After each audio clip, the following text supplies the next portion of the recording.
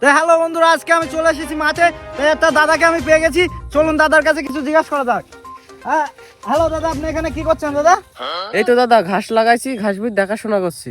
তো দাদা, আপনি এই ঘাস লাগিয়ে কি সফল না ফসল দাদা? আর আমার দর্শক বন্ধুদের উদ্দেশ্যে আপনি কি বলতে চান দাদা?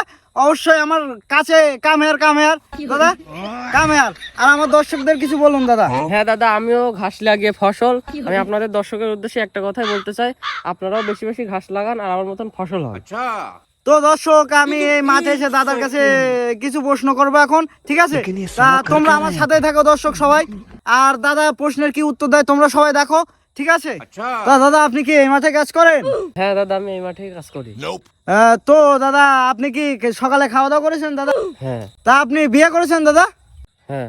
তা দাদা, আপনি এই জমি কত বছর ধরে চাষ করেন দাদা? হ্যাঁ। তা দাদা, আপনি কি পাগলা চোদা দাদা? হ্যাঁ।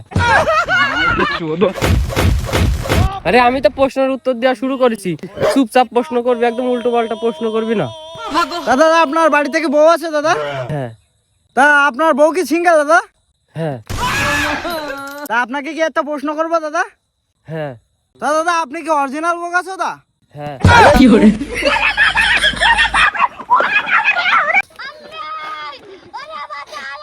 তো দর্শক বন্ধুরা, এই ছিল আজকের আমার চুদনা কৃষি ভিডিওর ইন্টারভিউ। তো এমন চুদনা কৃষি ভিডিওর আপডেট পেতে আমার সাথেই থাকুন। আমি হচ্ছে চুদনা কৃষি ভিডিওর সাংবাদিক।